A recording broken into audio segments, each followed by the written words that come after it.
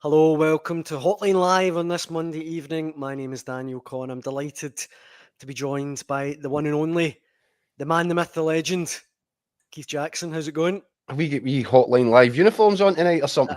We are a wee bit matching, aren't we? We should have had that the wardrobe meeting that we normally have. Aye, that's a malfunction. That's annoying. Both look class though. Yeah. There's no debating that. Do you know what? There's a problem though, Dan. There's a problem. Go on. Well, this is our first, I think we started Hotline Live last summer from the Euros. And I've enjoyed every minute of it. It's been great. What I didn't kind of factor into the equation was that it's going to knock out prime time Wimbledon for 2 weeks. And I was engrossed. I couldn't take my eyes off Fanini versus Alcaraz there. It's in the final set, and I was loving every minute of it, and then I've had to jump in here. So We'll great. need to just try and That's we'll need to work around that. Prime time. Aye. Anyway. John asks when the safari is, I think, in relation to and William points out neither of us are wearing a watch, which is quite remarkable. Spot, you've got a watch on, haven't you? Yeah. Aye. I don't, so well done, William. The only place for us to start, I mentioned this in last night's show, Keith, how excited I was to read your column on David Murray, which is in today's Record Sport. Yeah. Now, there is nothing I'd love more than to come on and, give you a little jab and all that. And, we like to wind each other up. But I've got to say that it was a brilliant column. It was fantastic. Oh, and it was really personal as well. And I would say this, I know I'm biased, part of the Hotline team, but if you haven't read it and you're or not even if you're an Rangers fan, it's definitely essential reading. And I'm, more grateful than usual that I can sit with you and actually talk over it. Right, good. Aye. Look, do you know what? It breaks a kind of solid journalistic rule as far as I'm concerned. I hate columns where people use I, my, and me all over it. I just think it looks a bit egotistical, narcissistic. But on this occasion, I had to, because it's a deeply personal topic. It's my relationship with David Murray. As I said last night, I talk about a phone call that we had around about 2010, which might have been one of the last times I spoke to David. So it's about 15 years since I've spoken to him. And as I said last night, I don't envisage that situation will change any. And the column details why. I don't remember or don't recall a fallout with him. I don't think there were any cross words between us, but it became very clear to me that after David had positioned Craig White, the Craig White takeover through our newspaper, and spirited them up from somewhere.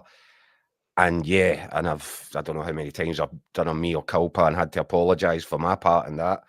As I said in the column, it'll go me to the grave, that one, the billionaire from Motherwell, and probably my tombstone will probably read, "Here lies Keith Jackson, he's finally off the radar." That was a good line. Aye, but it was after that point, that was the starting point. And then people forget, Dan, as I said last night, that was in November time. The takeover didn't happen until the following May. Mm-hmm. And the period in between was all about realising that we had been used, and then trying to get the truth of the matter out there and raise as many red flags as possible. And that's where David is been, I think, disingenuous. He'll say it's his version of the truth. But I'm sorry, but he was told too many occasions by too many different people, including his own board. He'd set up a takeover board, if you recall, guys like Martin Bain, Alistair Johnson, John McClellan, Paul Murray. Every single one of them told him that Craig White was going to have catastrophic consequences if the takeover was completed, and he ignored them. And it was more than just those people that were raising concerns. But David did what he did, and he's going to have to square that one off with his own conscience. Before we go into too deep, and with the Craig White and the Rangers takeover and what have you, I thought the story that you mentioned in your column about David Murray reaching out when your dad was ill. Yeah. I thought that was a really poignant story, and I think it just kind of underlines that how close you were, I guess. I mean, you weren't best mates or anything, but it shows that he was willing to reach out. It was a remarkably decent thing to do, as I explained in the column. I think I'd put in a call, was working on a story. It was probably to do with a Rangers signing, potential signing, trying to get that information out of him. And for whatever reason, he was obviously trying to run a business empire at the time. So he couldn't just drop everything and know what was expected. But he said he'd get back to me. But in between times, I get bad news about my dad. I'm rushing to the hospital. David phones, I explain the situation. And then, just to show it as a mark of the guy, by the time that I'd actually got to my dad's bedside, there was a handwritten fax there sent by, it's a sign of the times as well, of course, a fax. But it was signed, handwritten by David, wishing him all the best. And that was an incredibly decent thing to do. And that's what I said. He was a guy that's capable of kindness. I had a lot of time for him. I'd liked him and I admired him. But as I said, I don't think I'll ever speak to him again. Well, look, plenty of comments coming in on this. If you want to get involved in the conversation, please do so in the comment section below. John says, Keith, Murray trying to dupe everyone in this ridiculous idea that an experienced businessman like him was duped by the pointy-shoed charlatan White. That's plastic shoes. That's a good place to start, I think, because look, I was thinking about this. What would be wrong with Sir David Murray coming out and going, look, I was under immense pressure. I hugely, massively regrets, one of the biggest regrets of my life, selling it to Craig White, but was under severe pressure and I had to do it. Yeah. I mean, what would be wrong with that? Well, this is where I find the book curious. I don't know what he's trying to achieve with the book. I thought when I heard that he was going to put his memoirs together, I thought it might lead to, something of him putting his hands up and a full explanation, but he's just doubled down with the dupe stuff. And I don't think anybody buys it. And I think that the whole thing lacks credibility because of that. Maybe he's been badly advised by, whoever talked him into this project in the first place. Should have really said to him, David, this won't wash. And, perhaps a different account would go some distance to properly explaining it. I mean, look, in my mind, I think he was at the bank for about 900 million at the time. Rangers was problematic because the kind of the use of EBTs had created this problem with the tax man. There was no way of knowing just how high that final bill might look. There was all sorts of different estimates, but it was significant numbers. Mm-hmm. And I think at that point, the bank made it clear to him that Rangers were going to have to be cut loose. Effectively, they had his homos in a vice, didn't they? Yeah. And, I don't know if it's an ego thing with David that he won't just come out and admit that was what the problem was, that he was told, he was ordered, he was the big man, and maybe he still can't bring himself to admit that in that situation when the world was falling around about him, the financial crisis, all these various contributory factors happening at the one time, as he says, the perfect storm. I don't know why there's a reluctance there for him, or a refusal on his part to admit that was the case. Maybe it was. Maybe in his mind it wasn't. But I think anybody who was close to the thing at that point in time, anybody that's spent any time looking at it, reaches that conclusion fairly comfortably. Aye. And look, we're not even dealing with a run-of-the-mill businessman here. We're talking about Sir David Murray with a business empire. He must have known. I mean, I think it's ludicrous to suggest that to stick to this dupe line. I mean, anyone can see through that. It's mad. As I say, Dan, it doesn't wash for me. It didn't wash at the time, and you can't. Yeah, I don't know how you can sit there with a straight face and double down on that messaging when everybody knows the truth, when everybody knows how many red flags were raised. And I know he said that he'd proof of funds provided by Gary Withy, White's lawyer. And it's opening some old sores, I tell you. And we know all that, but the bottom line is, man after man after man went up to David Murray, guys that he knew, guys that he respected, guys that he had dealings with for a long time, and told him that this was a disaster that he was ushering in through the door, and he went and did it. Aye. Lewis writes in saying, I've got to praise Keith Jackson's very personal column regarding David Murray. Murray says that he cared deeply about Rangers, but selling the club to Craig White has tarnished whatever legacy he had. This very action led to an eventual demise, which we've never truly recovered from, despite that league title in 2021. Murray is as much to blame for our downfall as White is. And while I'm on this, I might as well go through these. Robbo says, Keith Jackson, take a bow, son, calling out Murray for the absolute lies he's telling, all because he brought a book out.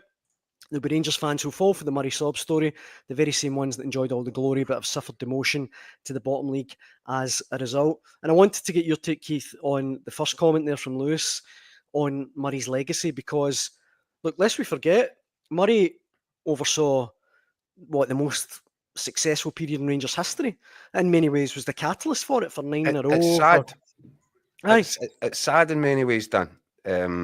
But in your mind, does it completely tarnish that now? Oh yeah, it obliterates it. I mean, as he said himself in various interviews, there were great times for Rangers and their supporters during David Murray's time as chairman. He did some really significant things, not least the signing of Maurice Johnson, which shattered a sectarian signing policy, which disgraced the club for so long.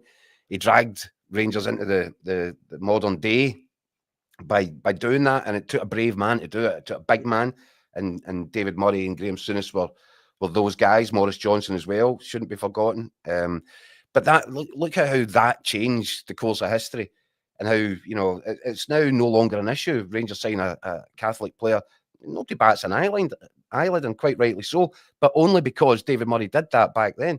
Mm-hmm. You also look at it. The decision to appoint Walter Smith when Graham Souness leaves, massive moment for Rangers. The signings of guys like Paul Gascoigne, Laudrup, 9 in a row. These were all massive, significant achievements, and they were all, attributable to David Murray's stewardship of the football club. But ultimately, his decision to sell to Craig White, despite all the warnings, is what triggered the collapse that eventually saw Rangers go into administration, liquidation, the bottom tier of the Scottish League. It was an absolute catastrophic blunder. Mm-hmm. And I'm afraid that is the legacy that it has to live with. And it's a great shame. But it's just a fact. Aye. You can see in the comment section there, the Bucky Trucker is asking, why, if Keith is so great, why didn't Keith call it out in the papers at the time of Rangers takeover? That kind of segues into my last kind of question on David Murray. You mentioned... I was going to say that's repeatedly for over the course of 6 months. But in terms of you mentioned it in your column, the wealth off the radar, Motherwell billionaire thing. I mean, how much do you hold David Murray kind of responsible for setting you on that path? Yeah, there's a lot of that, I'll be honest. I feel as if we were used, and there were people I trusted, not least my own editor, my own boss, who came to us with a story. And look, do you know what? It's probably there's too much water gone under the bridge to start throwing stones about it. But yeah, do I feel that the Daily Record was manipulated and used in order to present Craig White as a credible guy with untold wealth? Yes, I do. Do I regret my part in that? I've regretted it since day one. And as I said, that's something that I need to carry because it was poor. It was really poor. But I do think that I then spent a lot of time over the subsequent months and then, after the takeover, exposing Craig White for what he really was. And it was us, eventually that I wrote in his first summer that he was using a financial scheme which was very similar to the one that led to bankruptcy for Leeds, effectively. Put them down the divisions in England by, selling off future season tickets in order to finance the takeover, which, as far as I could see, was a blatant, breach of it's criminal law, never mind business ethics. And I wrote that story originally around about the June time. And it wasn't, we couldn't, White denied it, of course he did. I actually had to go into a phone call, and I was forced by my boss at that time to apologise in case that the Daily Record was banned. And I had to apologise through gritted teeth, I have to tell you. And I could hear this guy on the other end of the phone bumbling and stuttering. And it wasn't a great moment, but I knew the story was right. I knew it was. But I then had to go away, and I spent the next 6 months or whatever desperately trying to prove that story was correct. And eventually it fell into place. Paul Murray played an absolute blinder in getting the documentation together. And we were in a position by the February of the following year to tell the whole truth, the ticket story. And I think it was only about a week after that the administrators were being called in. So yeah, an eventful period, that's for sure. I've only got a couple of little additional questions before we wrap up on this. William is one of a few people asking, would Keith like to sit down and interview Murray again? Yeah, I would. Yeah, but I just that's not going to happen. No. Look, there was. Look, I'm not, again. I don't want this to sound in any way bitter, but there were certain people were selected to do the interviews from certain publications and platforms, and they've all done a good job. They've interviewed them. They've got some decent lines and all that. There'd probably been a different conversation if it was me and David. There's probably a reason that invitation didn't come in our direction. But there you go. Each to their own. It's his prerogative. I've actually got a bit of a surprise for you, because joining us now live is David. I wish. Very, very final question. HTC King says, Murray's legacy is overspending in the 90s. EBTs to compete with Celtic. Craig White was a patsy. I only asked this, Keith, just to get your final take on how much of the blame for Rangers' downfall should be apportioned to Murray and White. And I'll jump in and say that, I mean, I think Murray has to take 99% of the blame, really. I mean, Craig White, was just trying to get a deal, whatever. Craig White was there and took an opportunity, but David Murray was the guy that gave him that opportunity. Yeah, and that's what I said, he's going to have to live with it. Yeah. But look, right up until, I mentioned in the column, right up to the 11th hour, the days before the completion of that takeover, Paul Murray went to Charlotte Square with a counter offer to buy Rangers. But, one of the key strands of that offer was that David Murray's businesses had to take the EBT, the debt. Sorry, the tax. Whatever that was likely to be. That was part, because, as I said, nobody would have bought that club. No legitimate businessman would have bought that club when you didn't know what your liability might be. Craig White was the only guy that was prepared to do that. There's a reason for that, because he had no real interest in doing anything other than putting Rangers into administration. He knew it was going to that was the business plan. So Paul Murray put together a really credible attempt at the 11th hour, which, if David Murray had been acting in Rangers' best interests, I think he would admit now himself that he should have taken that deal. But was he allowed to take that deal? Was the bank just determined to get short of that liability? And there, I think you'll find, something a lot closer to the truth. Yeah. Yeah. Well, look, if you want to have your say on Keith's column, you can do so in the comment section below. We have to move on. Have your say in Keith's column. Anyway, I didn't mean that, viewers. So let's get if you'd like to express your opinion on Keith's thoughts, you can do so. But we should move on to the football now. While we're sticking with Rangers very quickly, Rangers have been linked today with a Swiss winger, Samuel Bally, who is on the books at Como. He was on loan last summer at FC Zurich. I mean, I don't know how much there is in that one, but several reports in Switzerland seem to say that there's been concrete talks held, which I guess will be good news for Rangers fans, because they've not signed anyone yet, really, of note, apart from Max Aarons. The other name that I keep seeing about, Keith, right? Well, on that one, Dan, we're trying, I've contacted a couple of Italian friends of mine and waiting to see if there's any word from Como tonight confirming or denying that story. So we're working on that one as we speak. Yeah. The other In one I between was going to watching say, the tennis. the other one that I was going to say, the name that I keep seeing is Jamie Vardy. Surely there's nothing in Jamie Vardy to Rangers. Who would that make sense for?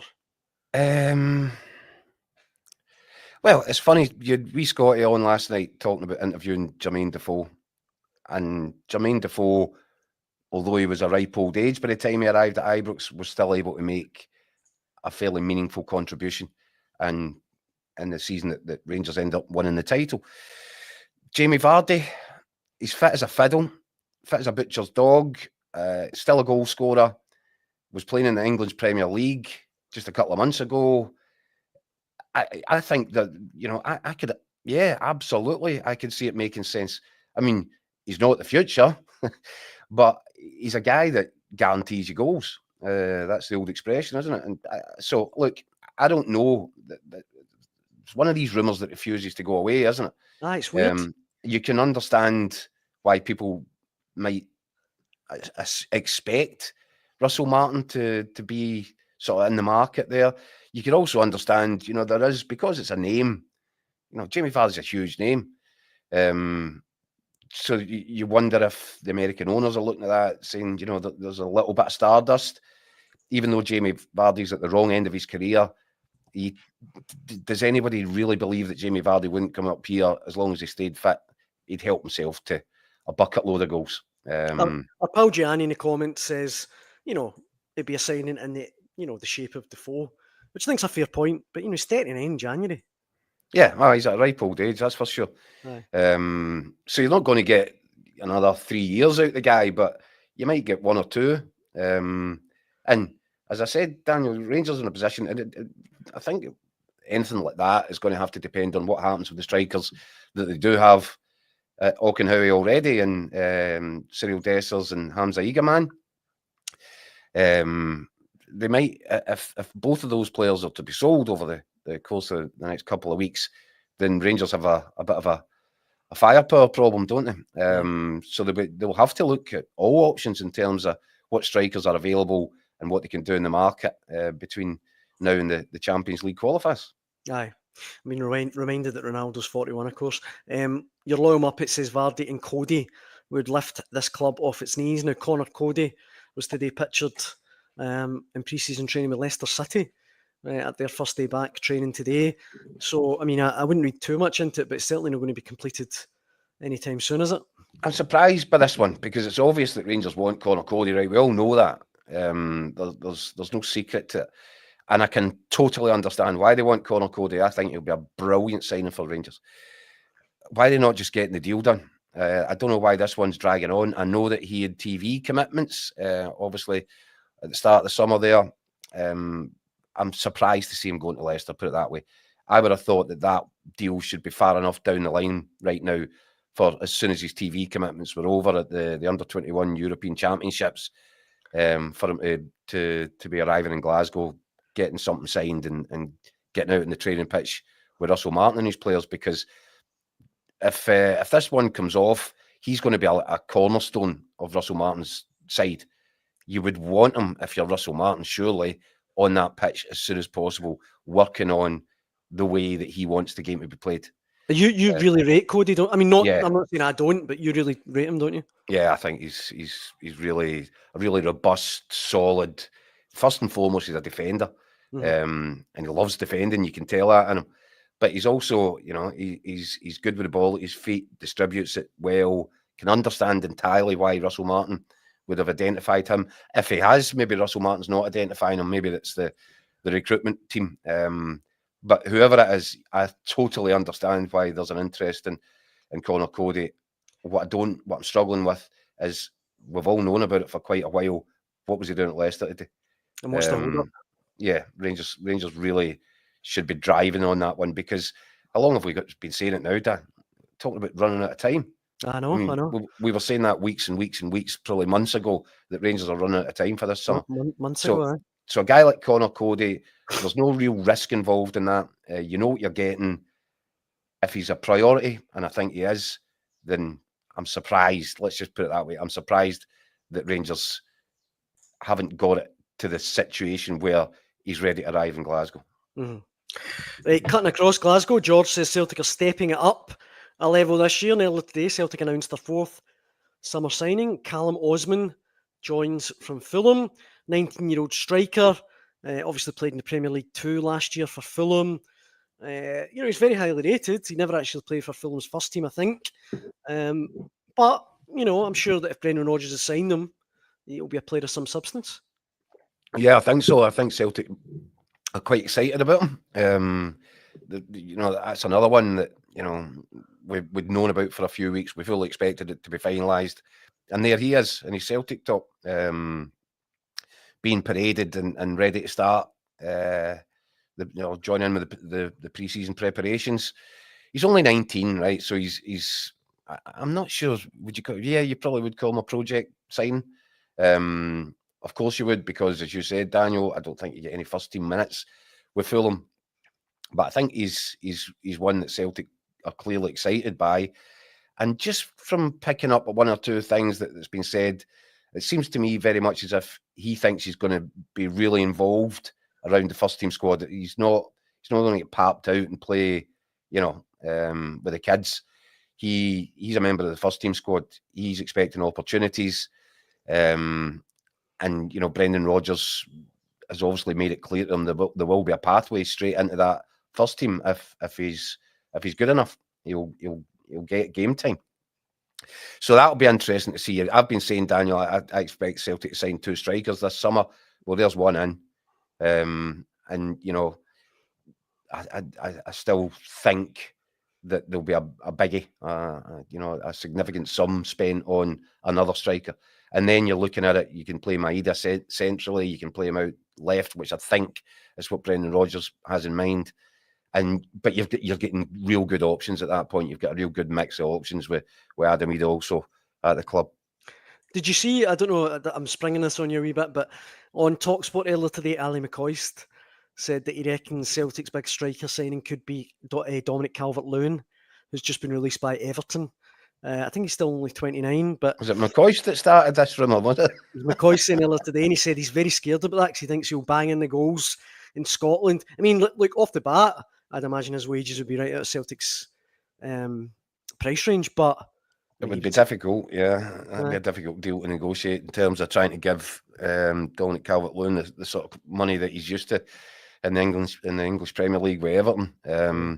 But if it was doable, he's not wrong. I'll tell you one thing about Coisty, he knows a striker when he sees one, and yes, I would agree wholeheartedly that he'd be a sensational signing.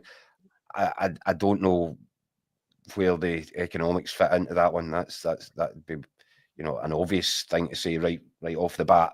Aye. And I think there will be significant interest in him around the other clubs in England's top flight. I'd be astonished if there wasn't, to be perfectly honest with you. Elsewhere in Celtic transfer news, Hayata, I keep saying this wrong, Hayata Inamura, the centre-back that we mentioned last night, has officially said his goodbyes to his club in Japan. He's put out a statement saying that he's travelling overseas. The club have confirmed that he's in negotiations with a European club. So it really looks like it's a matter of, well, it could be any minute that he's announced as a new Celtic player. Yeah, and that's, again, Celtic, they don't have a major rebuild to do here. This is tweaking. Aye. And trying to improve and try and make little bits and bobs better. But they're already in such a strong position. But as I said, that's 4 in the door already. Looks as if this will be number 5. So, yeah, I mean, it's impressive. And Celtic are showing that they're not going to let the grass grow under their feet this summer. They know that Rangers have got a lot to do, and they're probably not overly worried about what next season looks like, because what we keep talking about, how much work is required to turn Rangers into real credible challengers and how little time there is to do all that work. Yeah. So Celtic are in a strong position. What they can't be is complacent, and the early moves that they made in the transfer market suggest that they're perfectly well aware of that. Right. And look, just to finish in Celtic, we talked about it last night, but I've been thinking about it. I think Negren will be a really good signing for Celtic. I think they've taken advantage of his contract and stuff. They've got him way cheaper than he probably would be available for in a normal market. But I think you said it, Keith. I've got this feeling that Celtic, like you say, they're going to just kind of go through the window. They're going to tweaks here and there, fill up gaps, whatever. I think if and when they qualify for the group stages of the Champions League, they're going to go big. They're going to go really big, I think. One big signing, probably a Yeah, striker. well, that's what I feel. That's what I've been saying for long enough now, Daniel. I do think that Celtic will try and flex their muscles, Aye. and bring in a striker that will improve the starting 11. And so they should, by the way, because the decision to allow Kyogo to leave midway through the season and not have a replacement lined up meant that Brendan Rodgers' options were, limited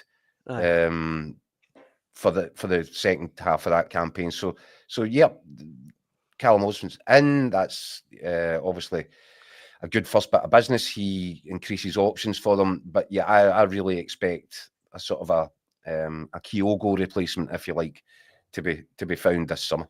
And of course, people saying that they need a left back, that goes without saying. Elsewhere, Well, the boy that's coming in from Japan can also play left back, so that's a good interesting. point. That's a very good point. That's interesting. And I see as well, Mark saying another centre half not physically ready for the SPFL. From little bits of, I don't like. This might shock you. I am no expert on Japanese football, right? But the little bits I've read about Inamura is he's meant to be a very physical player. Very I'm sure Brendan Rodgers wouldn't be naive enough to sign a player who's just going to get bullied. Does it? Look, I don't know much about it either. Does from the photographs I've seen, he looks like a big guy. Does he not? He looks good. I definitely looks like a big guy. Physically, he looks like quite a big guy. Quite skinny, but he looks kind of quite tall. I'm sure the whole idea is, as I said previously, Daniel, I think last night, the whole idea for Brendan Rodgers is, can Celtic find a left-sided centre-half who's as good as their right-sided centre-half in Cameron Carter-Vickers? And, no pressure then in the motor coming in. But that, and you completely understand that. You highlight the areas of the team that you think you can improve, and you try and do that in the transfer market. And clearly that's something that Celtic are looking to do, and it'll make them all the stronger ahead of the new campaign. Hugh Burns says, any truth in Topi Keskinen to Celtic? I can't see that. I haven't heard that anywhere anyway. Haven't heard that one. That's a new one on me, Hugh. Absolutely. Away from Celtic and Rangers, busy day in the capital, because Hearts, Anne Budge is stepping down at Hearts. That perhaps symptomatic of the Tony Bloom investment, you'd have thought. Yeah, and she's had a good innings, and I think a lot of Hearts fans will, have very fond memories of her contribution to the club. I think a lot of people will question the way that she's run it as well, and a lot of the decisions a lot of the decisions that have been made along the way. And I think the general consensus all round is thanks very much, Anne, but it does feel like the right time for change and for you to step back and move on. Mm-hmm. There's a whole bunch of stuff around the way Hearts was run, the Craig Levein stuff.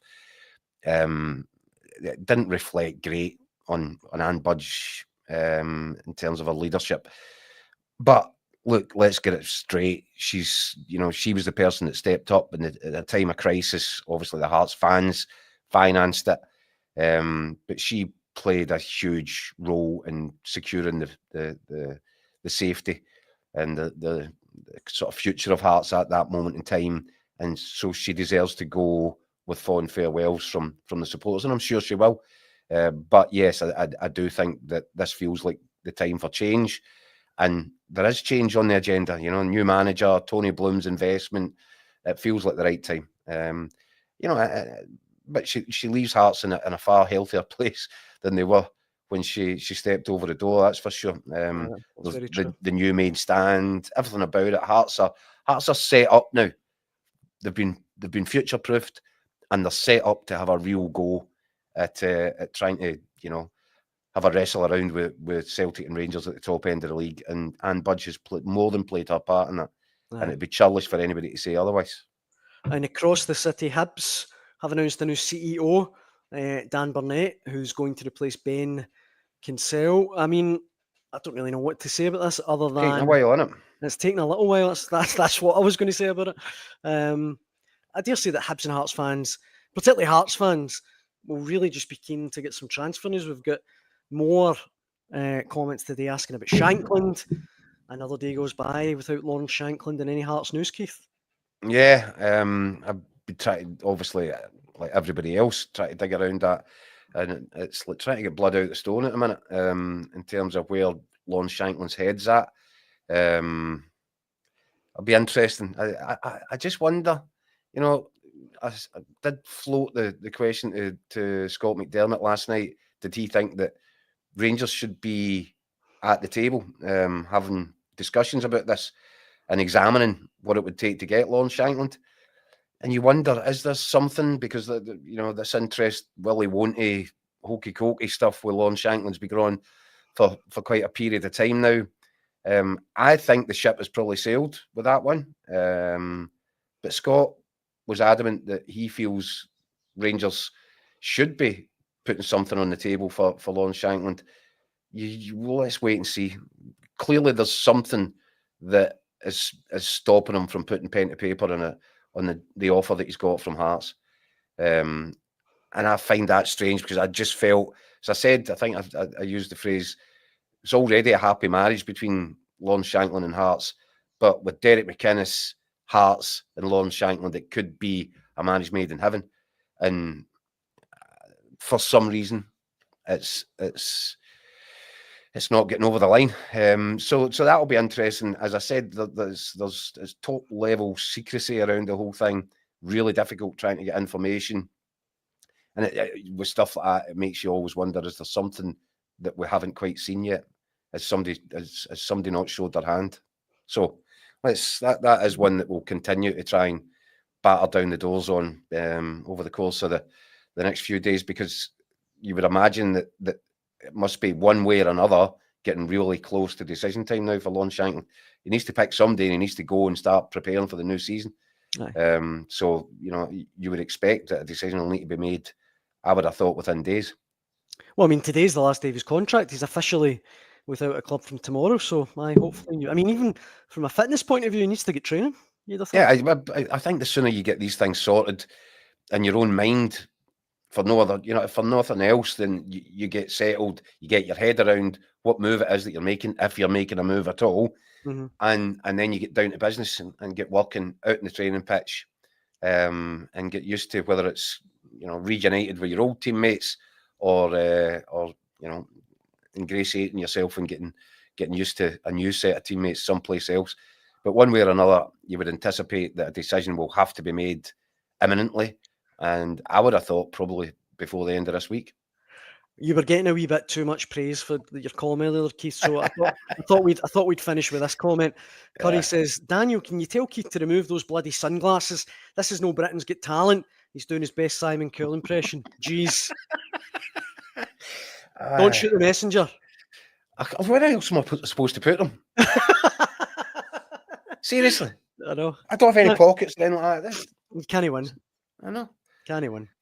I thought they were a bit more Top Gun with the aviators, but there you go. Anyway, I think that brings us to the end of Monday's Hotline Live with Record Sport.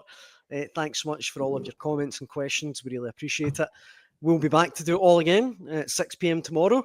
If you want to join us, we'd much appreciate it. Keith, it's always a pleasure. Cheers, Dan. Do it all again tomorrow. Absolutely. We'll be back, and we hope you can join us then. Cheers.